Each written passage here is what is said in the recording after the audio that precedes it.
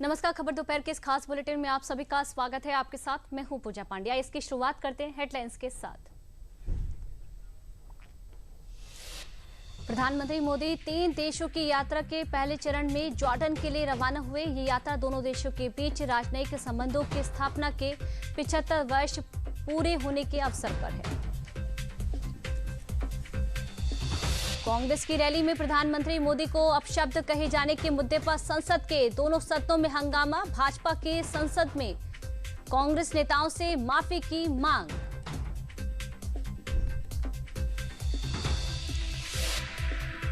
लौह पुरुष सरदार वल्लभ भाई पटेल की पुण्यतिथि पर लखनऊ में श्रद्धांजलि कार्यक्रम के दौरान मुख्यमंत्री योगी आदित्यनाथ ने उनके योगदान को याद किया। आज पूरा देश लौह पुरुष वल्लभ भाई पटेल को याद कर रहा है। 75 सालों के बाद माघ मेले में अद्भुत संयोग बन रहा है। इस बार माघ मेले के क्षेत्रफल को 750 हेक्टेयर से बढ़कर 800 हेक्टेयर कर दिया गया है। सरकार इस माघ मेले को मिनी कुंभ के तौर पर आयोजित करने की तैयारी में जुटी है। प्रयागराज में दक्षिण और उत्तर की संस्कृति को एक पटल पर लाने के लिए शुरू हुआ काशी तमिल संगमम कार्यक्रम के तहत पर्यटक काशी, प्रयागराज और अयोध्या के सांस्कृतिक इतिहास को भी जान रहे हैं। इसी कड़ी में काशी से प्रयागराज पहुंच रहे हैं तमिल पर्यटक।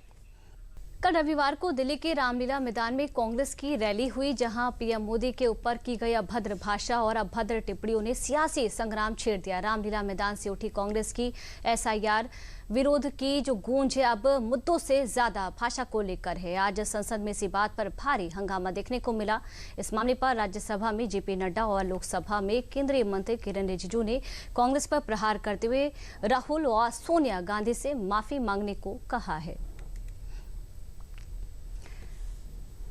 नितिन नबीन को भारतीय जनता पार्टी का राष्ट्रीय कार्यकारी अध्यक्ष नियुक्त किया गया। इससे बड़ी जिम्मेदारी के मिलने पर उन्होंने केंद्रीय नेतृत्व के प्रति अपना गहरा आभार व्यक्त किया है। उन्होंने विशेष रूप से प्रधानमंत्री मोदी और पार्टी के राष्ट्रीय अध्यक्ष को धन्यवाद दिया है। मीडिया से बात करते हुए नबीन ने गृह मंत्री अमित शाह और रक्षा मंत्री राजनाथ सिंह के प्रति भी कृतज्ञता जाहिर की है। प्रधानमंत्री द्वारा किए गए एक्सपोस्ट पर प्रतिक्रिया देते हुए उन्होंने इसे अपना सौभाग्य और आशीर्वाद बताया है।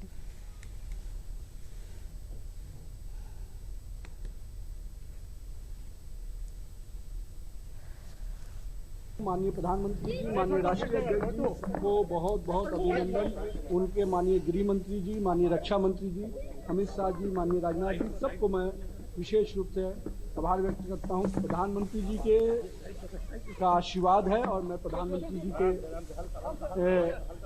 जो उनका मार्गदर्शन रहा है, जो नेतृत्व रहा है, उसको और आगे बढ़ाएंगे। लौह पुरुष सरदार वल्लभ भाई पटेल की पुण्यतिथि पर लखनऊ में श्रद्धांजलि कार्यक्रम के दौरान मुख्यमंत्री योगी आदित्यनाथ ने उनके योगदान को याद किया। इस अवसर पर मुख्यमंत्री योगी आदित्यनाथ ने कहा कि आज पूरा देश लौह पुरुष वल्लभ भाई पटेल को याद कर रहा है और देश के प्रति उनकी सेवाओं के लिए कृतज्ञता व्यक्त कर रहा है। उन्होंने सामान्य किसान परिवार में जन्म लिया, उच्च शिक्षा अर्जित की, जिसके पीछे के कारण विदेशी हुकूमत की नौकरी करना नहीं बल्कि देश और दुनिया को समझकर अपनी प्रतिभा का लाभ भारत माता के चरणों में समर्पित करना था। उन्होंने आजादी के आंदोलन को नेतृत्व दिया, कई बार जेल की यातनाएं भी सही, भारत के विभाजन का पुरजोर विरोध भी उन्होंने किया। देश अखंड भारत के शिल्पी लौह पुरुष सरदार वल्लभ भाई पटेल को स्मरण कर रहा है। देश के प्रति उनकी सेवाओं के प्रति कृतज्ञता ज्ञापित कर रहा है। करमसद में लौह पुरुष सरदार वल्लभ भाई पटेल जी का जन्म हुआ था। उन्होंने एक सामान्य किसान परिवार में जन्म लिया, लेकिन अपने परिश्रम से उच्च शिक्षा अर्जित की। लेकिन उच्च शिक्षा के अर्जन के पीछे का उद्देश्य आजीविका प्राप्त करने के लिए विदेशी हुकूमत की नौकरी करना नहीं बल्कि उच्च शिक्षा के पीछे का हेतु देश और दुनिया को समझ करके अपनी प्रतिभा और अपनी ऊर्जा का लाभ भारत माता के चरणों में कैसे समर्पित किया जाए, इसके लिए किया था। आजादी के आंदोलन में कूदे, आंदोलन को नेतृत्व दिया, कई बार जेल की यातनाएं सही, लेकिन आजादी के उस आंदोलन से विचलित नहीं हुए। यह देश जब आजाद हो रहा था उस समय पुरजोर तरीके से भारत के विभाजन का विरोध भी किया। अयोध्या स्थित रामलला का मंदिर संपूर्ण विश्व के सनातन धर्मियों के लिए आस्था, श्रद्धा और भक्ति का केंद्र बन चुका है। तो राम जन्मभूमि मंदिर परिसर में माता सीता के आशीर्वाद से चल रही सीता रसोई आज लाखों श्रद्धालुओं की आस्था का केंद्र बन गई है, जहां रामलला के दर्शन के बाद प्रसाद रूप में भरपेट भोजन कर भक्ति तृप्त तो होने के साथ ही अपने को धन्य भी मान रहे। संयोजक राजेंद्र सिंह पंकज ने बताया कि आज अयोध्या पूरे भारतवर्ष की श्रद्धा, विश्वास और आस्था का ऐसा केंद्र बन गई है, जहां देश के हर कोने से आने वाला तीर्थयात्री प्रसाद रूपी भोजन ग्रहण करता है। प्रतिदिन 35 से 40 हजार, शनिवार रविवार को 50 हजार और पर्व त्योहार पर 60 हजार से अधिक भक्त यहां प्रसाद पाते हैं। देखिए, यहाँ दो काम हो रहे हैं ऐसे नए काम। एक तो तुलादान भी होती है यहाँ, अन्न की अपने शरीर के तुल्य वो अन्न दान करते हैं, ऐसा उसका भी होता है, वो भी तुलादान का यहाँ कार्यक्रम चलता है। दूसरा, कई यात्री आते हैं जो 56 भोग भगवान को चढ़ाना चाहते हैं, वो 56 भोग ही बन करके और वहाँ भगवान को प्रसाद रूप में उनके भोग के रूप में यहाँ से जाता है। मैं सेवाएं देता हूँ, महसूस करता हूँ अच्छे से, बढ़िया से लोग को वितरण करवाता हूँ। भोजन सेवा से हो जाए, लोग अच्छे से करें, मुझे श्रद्धा प्रेम से भाव से रहे, ताकि जो है और तादाद लोक संख्या और बढ़ती जाए। हम उसके लिए आभार हैं कि जो कि मैं हटने वाला, पीछे कदम नहीं हटाने वाला। मुझे बहुत अच्छा महसूस होता है। भगवान राम की जन्मभूमि पर मैं प्रसाद वितरण कर रही हूँ, मुझे बहुत अच्छा लगता है। मैं दूसरों को बताती भी हूँ कि यहाँ आकर के आप अपना योगदान दीजिए और जैसे भगवान की नगरी है इसमें अपना सहयोग प्रदान कीजिए। बहुत ही अच्छा बंदोबस्त है, इतने राहगीर आते हैं, इतने लोग दर्शन होकर के जब दर्शन करके बाहर निकलते हैं तो एक बहुत ही अच्छी व्यवस्था है जो कि लगी हुई है मंदिर से। आदमी बाहर निकलते ही प्रसाद ग्रहण कर सकता है और फिर आगे का सफर प्रसाद ग्रहण करने के बाद जा सकता है। आकांक्षी जनपद सोनभद्र के ग्रामीण अंचलों में कल्याणकारी योजनाओं के लाभार्थियों से सीधा संवाद स्थापित करने के उद्देश्य से जुगेल ग्राम पंचायत में ग्राम चौपाल का आयोजन किया गया। जिले की बड़ी ग्राम पंचायतों में से एक इस ग्राम पंचायत में मौजूद जिलाधिकारी बीएन सिंह ने न सिर्फ विभागीय अधिकारियों से योजनाओं की प्रगति जानी, बल्कि लाभार्थियों से सीधा संवाद स्थापित कर जमीनी हकीकत को भी परखा है। चौपाल में मौजूद समाज कल्याण राज्य मंत्री संजीव गौड़ ने कहा कि सरकार की मंशा समाज के आखिरी पायदान तक के लोगों को हर हाल में योजनाओं से लाभान्वित करना है और उसी क्रम में जिला प्रशासन उनके घर तक आकर उन्हें लाभान्वित करने में लगी है। तो देखिए, सोनभद्र में ग्राम चौपाल का आयोजन हुआ, ये किस तरह से खास है आपको बता रहे। कल्याणकारी योजनाओं को लेकर ग्रामीणों से जो सीधा संवाद है वो यहाँ पर किया जा रहा है। पंचायतों में आयोजित ये ग्राम चौपाल हो रही है और जिसमें जिलाधिकारी ने जमीनी स्तर पर योजनाओं के क्रियान्वयन की जानकारी लोगों से ली। इसके अलावा समाज कल्याण राज्य मंत्री संजीव गौड़ ने कहा कि आखिरी व्यक्ति तक योजनाओं का लाभ पहुँचाने का सरकार का लक्ष्य है और इसीलिए ये जो चौपाल है उसका आयोजन किया जा रहा है। में ग्रीन जन चौपाल का जो कार्यक्रम रखा गया था, तो ये हम लोग इस जन चौपाल के माध्यम से हमारी केंद्र सरकार की योजना, प्रदेश सरकार की योजना जो चलाया जा रहा है और जो सबसे निचले पायदान में रहने वाले अंतिम व्यक्ति हैं उस योजना का उनको लाभ मिल रहा है कि नहीं मिल रहा है।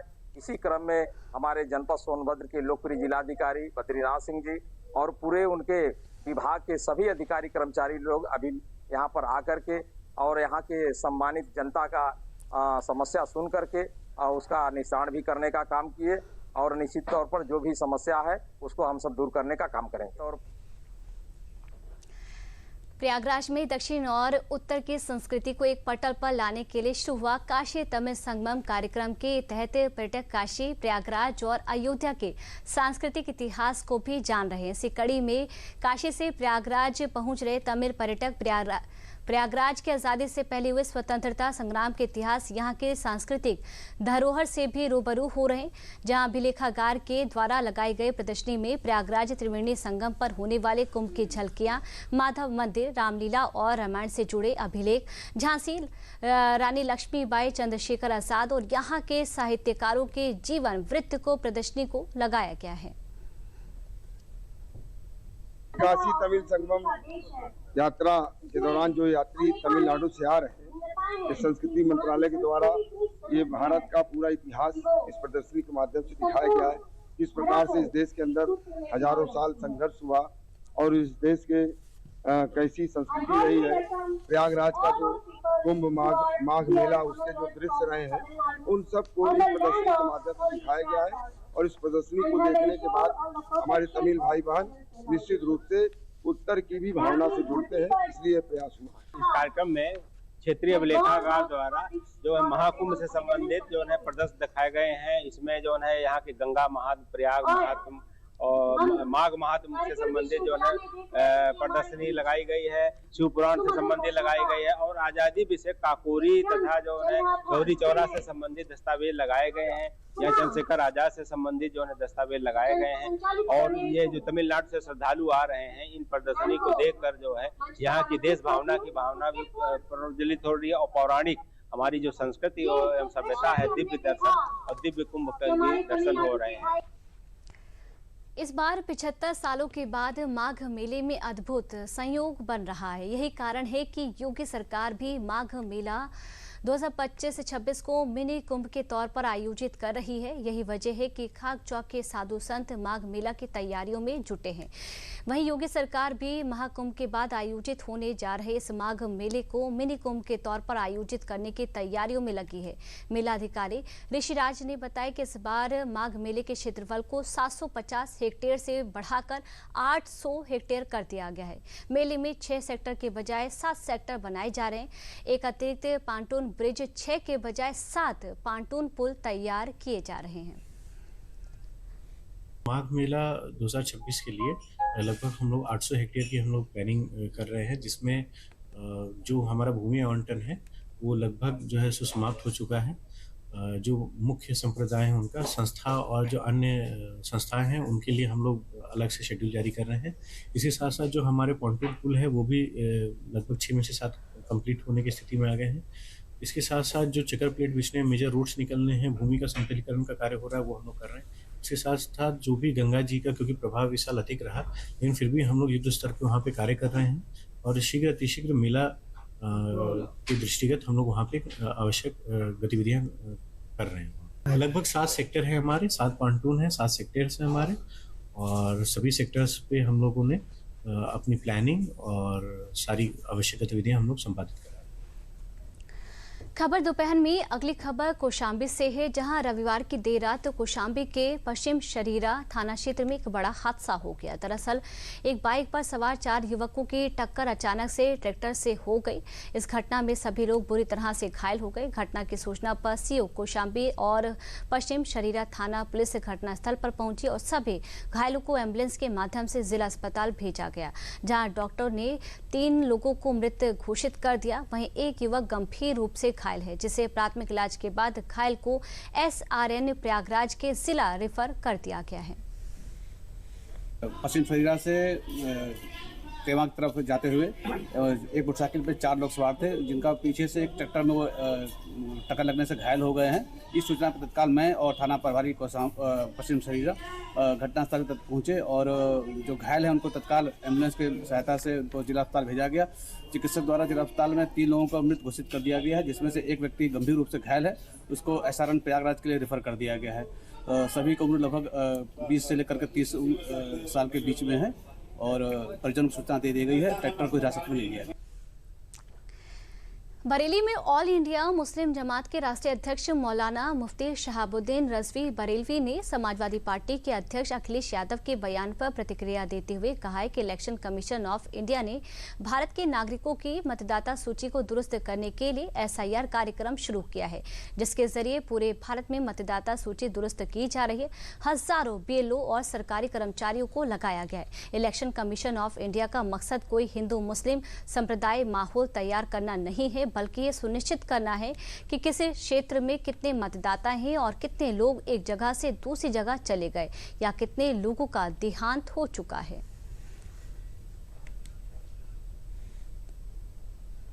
इलेक्शन कमीशन ऑफ इंडिया ने मतदाता सूची को दुरुस्त और सही करने के लिए SIR का प्रोग्राम शुरू किया और सरकार के हजारों कर्मचारी बेलोग की शक्ल में काम कर रहे हैं और उन्होंने बड़ी मेहनत और मशक्कत करके इस काम को अंजाम दिया। इसका मकसद ये है कि मतदाता सूची को दुरुस्त करना, डाटा को सही करना, कौन कहाँ कितने जगह पे कितने लोग हैं और कहाँ से कहाँ दूसरे जगह पे मुंतकिल हो गए, कितने लोगों का इंतकाल हो गया, इन तमाम सूचियों को दुरुस्त करने के लिए ये इलेक्शन कमीशन ने मुहिम शुरू की है। आगरा में पुलिस ने साइबर अपराध के खिलाफ अब तक की सबसे बड़ी कार्रवाई करते हुए 3 संगठित साइबर गिरोहों का भंडाफोड़ किया है। इस संयुक्त ऑपरेशन में 2 आरोपियों सहित कुल 32 साइबर अपराधियों को गिरफ्तार किया गया है। पुलिस के मुताबिक इस साइबर गिरोह के तार विदेशों से जुड़े होने की जानकारी दी है, जहां पुलिस की इस कार्रवाई में 100 से अधिक पुलिसकर्मियों की अलग अलग टीमें बनाए जाने के बाद सफलता हासिल की है। पुलिस लाइन सभागार में आयोजित प्रेस कॉन्फ्रेंस में additional police commissioner city Aditya Kumar ने बताया कि साइबर गिरोह द्वारा बीते 5 वर्षों में 300 करोड़ रुपए से अधिक की साइबर ठगी की गई है। इस संयुक्त कार्रवाई में अब तक करीब 600 बैंक खातों को सीज भी किया जा चुका है।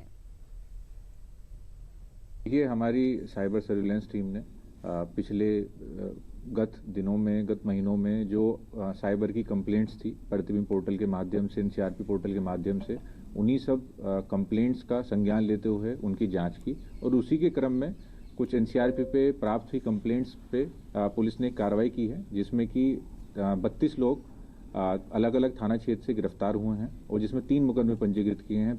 ये तीनों ही अलग अलग जो मुकदमे पंजीकृत हुए हैं, इसमें 3 अलग अलग गिरोह बड़े पैमाने पर लोगों को बहला फुसलाकर उनके अकाउंट्स खुलाते थे, नकली जो फर्जी ID पर सिम खरीदते थे और उनसे लोगों के साथ धोखाधड़ी करते थे। अभी तक की प्रथम दृष्टया जो जानकारी प्राप्त हुई है उससे इन पर 500 से ज़्यादा NCRP कंप्लेंट्स देश के अलग अलग राज्यों से इनके ऊपर दर्ज हैं। ये 300 करोड़ से ज़्यादा की जो फ्रॉड हैं पिछले 4-5 सालों में लोगों के साथ कर चुके हैं। इस पूरे ऑपरेशंस को cyber surveillance, counter intelligence, cyber हमारी जो सेल की टीम है और हमारे जो थानों की टीम है, नाई की मंडी और कमला नगर और सिटी सर्विलेंस SOG ने मिलकर किया है और सभी लोगों को गिरफ्तार कर माननीय न्यायालय के सामने पेश किया जा रहा है। अमरोहा में खाकी को शर्मसार करने का मामला सामने आया। इस बार खाकी को शर्मसार करने वाला पुलिस का दरोगा है, जहां अमरोहा में पुलिस ने एक ऐसे गैंग का भंडाफोड़ किया है जिसका सरगना पुलिस का दरोगा है और ये गैंग आम लोगों को बलात्कार के झूठे मुकदमे में फंसाने के नाम पर मोटी रकम वसूलता था। पुलिस ने गैंग के 4 लोगों को गिरफ्तार किया है। इनमें एक PRD जवान, 2 हिस्ट्रीशीटर और एक महिला शामिल है। इनके पास से पुलिस ने 20,000 रुपए का नकद व घटना में प्रयुक्त एक अदद मोबाइल फोन भी बरामद किया है, जहाँ पुलिस अधीक्षक ने बताया कि फरार दरोगा व एक अन्य अभियुक्त को भी शीघ्र गिरफ्तार कर लिया जाएगा। इसके लिए टीमें गठित कर दी गई हैं। उन्होंने पुलिस टीम की सराहना करते हुए प्रशस्ति पत्र देने की घोषणा की है।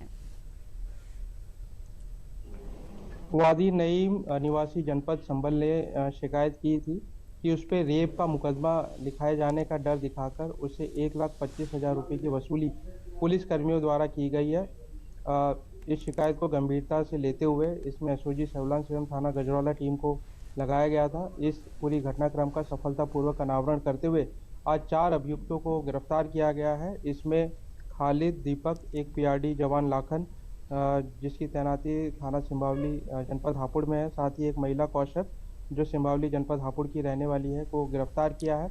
इस पूरी घटना के जब इनसे पूछताछ की गई तो ये बात प्रकाश में आई एसआई नितिन है, ये थाना सिंबावली जनपद हापुड़ में तैनात है। इन्होंने अपने साथी खालिद के साथ वादी नईम के साथ वसूली करने का प्लान बनाया था। फ़ोन करके कि प्लॉट इनको लेना है, इसके माध्यम से वादी को बुलाया गया था। वादी इसमें प्लॉटिंग का काम करता है। यहाँ पे इसको डराया धमकाया गया कि एक महिला ने तुम्हारे खिलाफ रेप की तहरीर दी है और तुम्हारे खिलाफ मुकदमा लिखा जाएगा। उसे डरा धमकाकर गाड़ी में बैठाकर थाना गजरौला के पास ले गए। वहाँ पे एसआई नितिन ने थाना गजरौला के गेट के आसपास मूवमेंट भी किया ताकि इसको विश्वास दिलाया जा सके कि इसके खिलाफ मुकदमा लिखा जा रहा है। साथ ही एक महिला कौशल इसके सामने प्रस्तुत की गई जो इस पे रेप का आरोप लगा रही थी। इस पूरी घटना का सफलतापूर्वक अनावरण करते हुए आज 4 अभियुक्तों को गिरफ्तार किया गया है। बहराइच में पुलिस ने मुठभेड़ में एक लुटेरे को गिरफ्तार किया। इस दौरान पैर में गोली लगने से वे घायल हो गया। हालांकि उसका एक साथी अंधेरे का फायदा उठाकर भाग निकला। मौके से लूटी गई मोटरसाइकिल और अवैध असलहा बरामद हुआ है। शनिवार की आधी रात मुखबिर से सूचना मिली कि लूट की मोटरसाइकिल के साथ 2 आरोपी नेपाल की ओर भागने की फिराक में हैं। पुलिस ने पुलिया के पास 2 संदिग्धों को रोकने का प्रयास किया। इस बार आरोपियों ने पुलिस टीम पर फायरिंग भी कर दी। पुलिस की जवाबी कार्रवाई में एक आरोपी के बाएं पैर में गोली लग गई, जबकि दूसरा आरोपी मौके से भाग निकला। मुठभेड़ की सूचना पर अपर पुलिस अधीक्षक ग्रामीण टीपी तिवारी और क्षेत्राधिकारी नानपारा पहुंचकर पहुप सिंह मौके पर पहुंचे। उन्होंने घटनास्थल का जायजा लिया। अपर पुलिस अधीक्षक ग्रामीण टीपी तिवारी ने बताया कि घायल आरोपी के कब्जे से लूटी गई मोटरसाइकिल, एक तमंचा, 2 खोखा कारतूस और एक जिंदा कारतूस बरामद किया गया है। थाना नानपारा में एक व्यक्ति से उसकी मोटरसाइकिल और 51 रुपए लूटने की घटना हुई थी, जिसके संदर्भ में लूट का मुकदमा पंजीकृत किया गया था। उसी घटना से संबंधित एक मुखबिर ने थाना नानपारा पुलिस टीम को सूचना दी कि उससे संबंधित 2 अभियुक्त उक्त घटना में लूटी गई मोटरसाइकिल के साथ नेपाल क्षेत्र निकलने वाले हैं। उक्त सूचना पर तत्काल थाना नानपारा के कोतवाल और उनकी पुलिस टीम हाड़ा बसेरी के पास नहर के पास जो पुलिया है वहाँ पर चेकिंग लगाए हुए थे। उसी समय एक मोटरसाइकिल पर 2 व्यक्ति जा रहे थे। जब उनको रोका गया तो उन्होंने पुलिस टीम पर जानलेवा हमले की नीयत से फायर कर दिया। बदले में पुलिस द्वारा की गई आत्मरक्षार्थ फायरिंग की कार्रवाई में एक व्यक्ति के बाएं पैर में गोली लगी और उसका दूसरा साथी फरार हो गया है। जनपद बलरामपुर में सुबह 10 बजे से 4 बजे तक 31 प्राथमिक स्वास्थ्य केंद्रों पर मुख्यमंत्री आरोग्य स्वास्थ्य मेलों का आयोजन किया गया। छुट्टी के दिन इसके आयोजन से कर्मचारी, दुकानदार एवं कामकाजी लोगों को इसका लाभ मिल रहा है। मेले में 2674 मरीजों को स्वास्थ्य सेवाएं प्रदान की गई। स्वास्थ्य मेले के आयोजन में अपनी जाँच कराने आए बिजली विभाग के कर्मचारी अशोक कुमार एवं एडवोकेट शशिकांत त्रिपाठी एडवोकेट ने मेले की सराहना की। चिकित्सा अधिकारी डॉक्टर महेश कुमार ने बताया कि एनएम एवं आशाओं द्वारा इसका व्यापक प्रचार प्रसार भी किया जाता है। माननीय मुख्यमंत्री जी की प्राथमिकताओं में है स्वास्थ्य विभाग का बहुत महत्वपूर्ण ये कार्यक्रम है, जिसमें रविवार के दिन सारे आयुष्मान आरोग्य मंदिरों पे ये मेला लगाया जा रहा है, जिसमें जनता की इच्छाओं के अनुरूप, उनकी आवश्यकताओं के अनुरूप बेहतर से बेहतर इलाज मुहैया हो सके और छुट्टी के दिन में मुहैया हो सके। ये इस मेले का मुख्य उद्देश्य है। हम गांव में रविवार के स्वास्थ्य मेले के बारे में लोगों को जागरूक करते हैं। जो किसी अन्य विभाग में कार्यरत हो उनको इस दिन स्वास्थ्य सेवा लेने में सुविधा हो, इसके लिए लोगों को जागरूक करते हैं ताकि ज़्यादा से ज़्यादा लोगों को सुविधाएं मिल सके। सरकार के माध्यम से ये संडे का दिन इसलिए सुनिश्चित किया गया है कि हम कर्मचारी लोग सही समय पे अपना स्वास्थ्य जांच करा सके और अच्छी स्वास्थ्य का लाभ उठा सके, जो कि हम लोगों के लिए लाभदायक हो। मुख्यमंत्री आरोग्य मेला का आयोजन प्रत्येक रविवार को संचालन किया जा रहा है। इसका लाभ सभी बड़े लोगों को मिल रहा है क्योंकि प्रत्येक रविवार को सभी को छुट्टी मिल जाती है।